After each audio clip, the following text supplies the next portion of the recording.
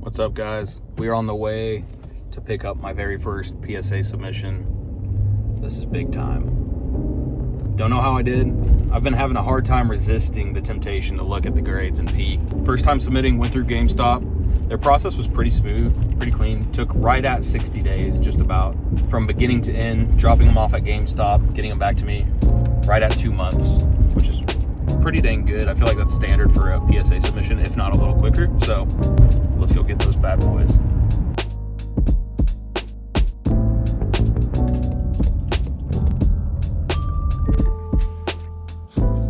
Take care. Yeah. We got my first PSA submission here.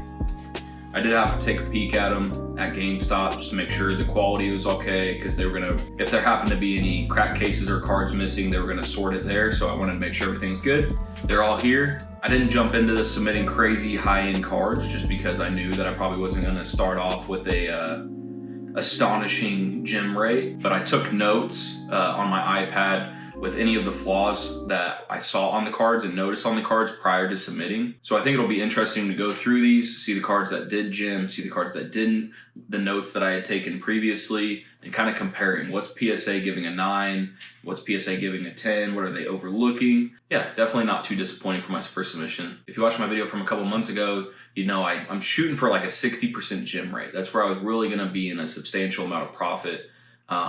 Didn't quite hit that here. I think that that's something that's very achievable, and yeah, it just gives me room to grow into the next one. I'm hoping to get to the point where I can do one submission a month, but right now I'm excited to dive into my first submission. Let's see how I did. All right, let's crack this bad boy open. Submitted 20 cards.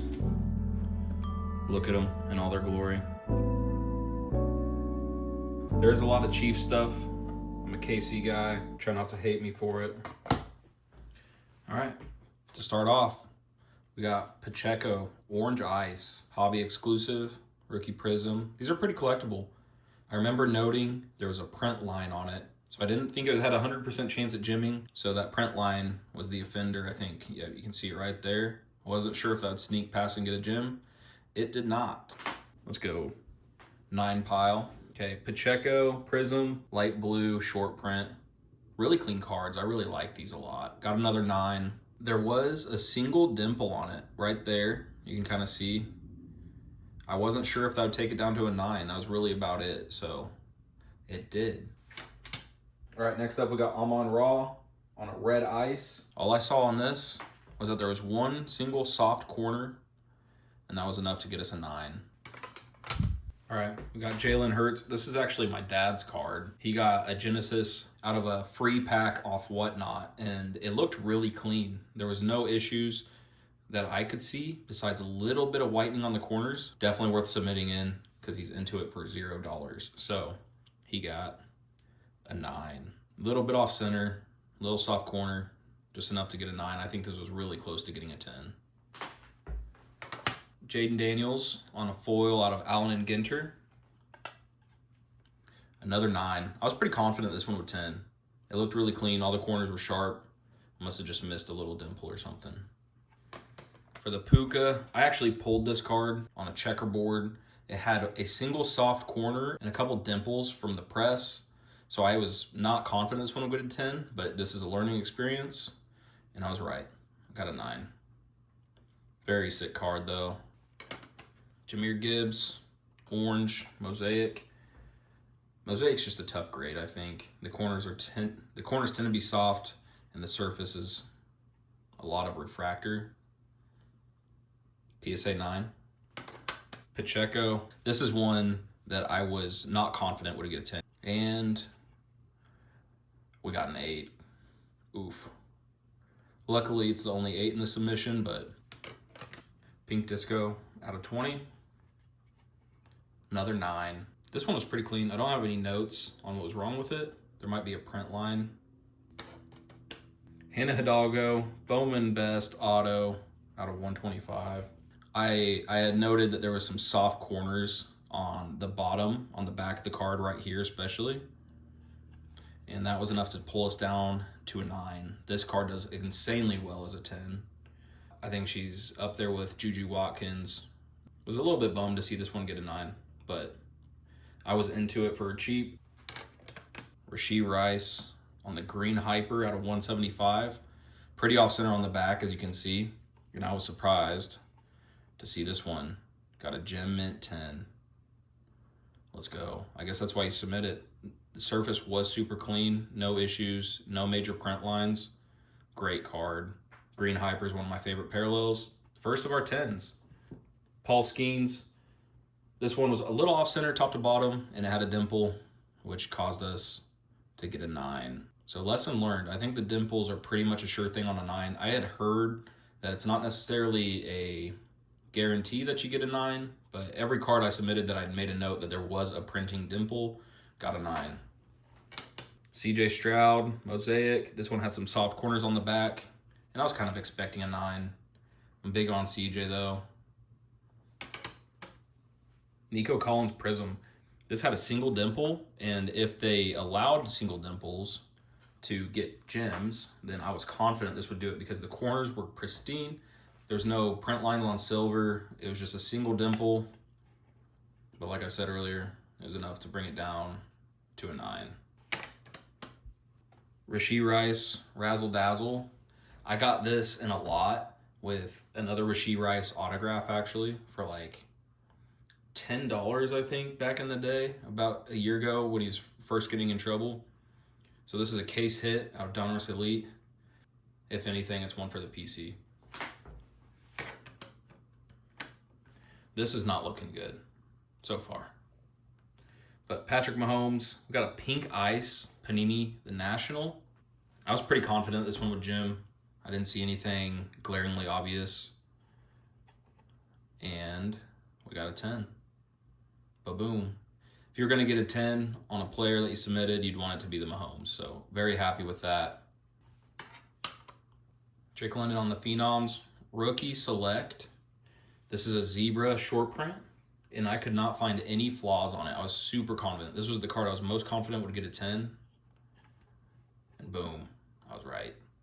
Look at that zebra. Perfect select. Rookie short print, super short print zebra. Him and Michael Penix gonna light it up. Joe Burrow on the orange laser rookie prism. So this one had a single soft corner right there. Just a single soft corner, centered really well, but it was enough to bring it down to a 9, which is a real bummer. As a 10, I think these are pushing $300. Okay, Rashee Rice. Got this in the lot with the Razzle Dazzle. This is a rookie auto out of 25. There wasn't really any blemishes that I noted, and we got a 10. So Rashee Rice, rookie auto out of 25, gem mint 10. I'm into it for $10. I think this ought to do pretty well. The Dazzle was just the cherry on top. This is what I was after. Super cool, gold auto, turn of the century. And then we got a Pacheco out of 199. I was somewhat confident this would get a 10. No notes on any flaws. And we got a 10. Looky there on the blue wave. No major print lines. Corners are great. Centering's great. PSA 10 Pacheco rookie. So, to wrap up, 5 10s. Pacheco, blue wave. Rashee Rice, turn of the century auto out of 25. Short printed Drake London Zebra Select Phenoms. Patrick Mahomes, National, pink ice out of 75. And then Rashee Rice, green hyper out of 175 on the Prism.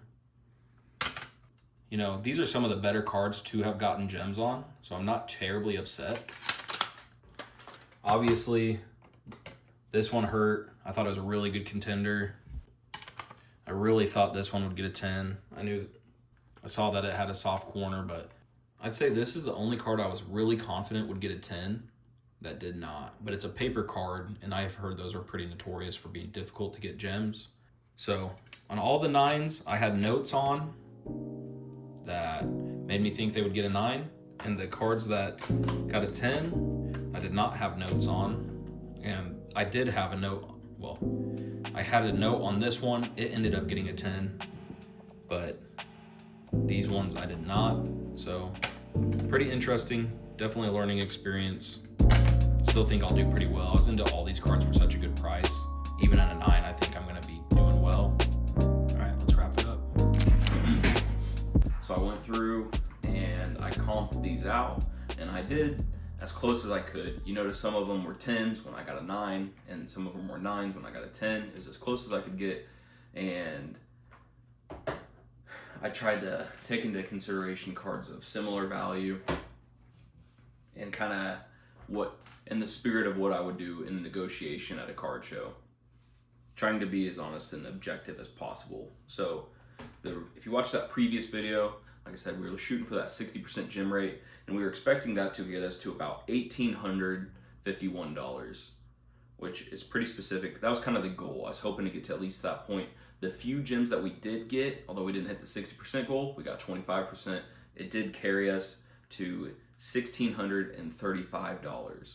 So really the gems that we did happen to get paid for the entire submission and the cost of all the cards that I was into. So if I sell the 10s for what comps are going for, I'm into all of the 9s for free. And whatever they sell for is the profit, which I feel pretty good about for my first submission. It feels like a good spot to be in. In total, after grading and the cost of the cards, I'm into it for just under $900. I think it's like $897. If I had sold them raw, it would have been just around $1,000. So when I had paid for the grading, it essentially ate all my margin. So 9s were break even, which I think in this kind of game, it's a pretty good spot to be in, especially if you can get to where you're really predicting what's going to be a 10, which we're trying to get that skill down. I'm learning, I'm taking notes.